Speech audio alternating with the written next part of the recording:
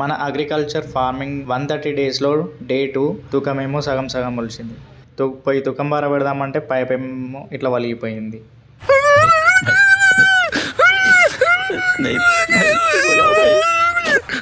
Welcome to మన ఊరి blogs. Farming 130 డేస్లో ఈరోజు డే 2. మొన్న చూపించిన తుకానికి ఈరోజు నీళ్ళు పారబెడదామని పోయేసరికి ఆయంతడ పైప్ లైన్ వలిగిపోయి వేరే గుంటల మొత్తము నీళ్ళు అయితే పడిపోయినాయి.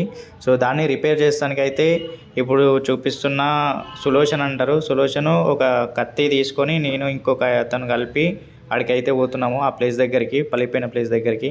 ఆడ ఆల్రెడీ ఒక 2-3 కైకిలు అయితే ఉన్నారు ఆడ లైన్ తీస్తానికి. సో ఇదే అనమాట లైను, పగిలిపోయిన లైను.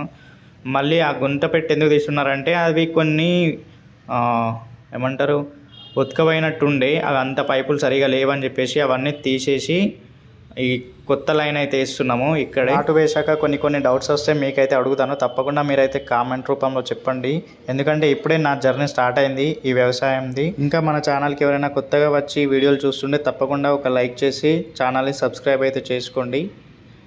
సో ఫైనల్గా పైప్ అయితే కట్ చేసేసి వేరే అంకబెండ్లు అయితే ఫిక్స్ చేస్తున్నారు మా వాళ్ళు.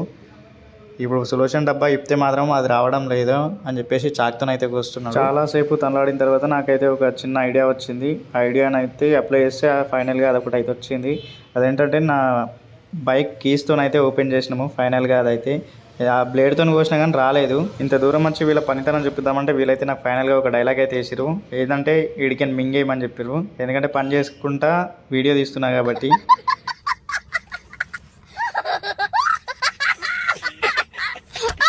సరే ఇంకా వాళ్ళ పని వాళ్ళు చేసుకొని అని చెప్పేసి నేనైతే మళ్ళీ ఇంటి దారి అయితే పట్టిన. సో ఇంటికి పోయేటప్పుడు వీడియో తీయలేను, అందుకే మళ్ళీ అదే వీడియో పెడుతున్నాను నేను. సో ఇంకా ఎవరైనా మన ఛానల్కి కొత్తగా వచ్చుంటే లైక్ అండ్ సబ్స్క్రైబ్ చేసుకోండి. Thank you.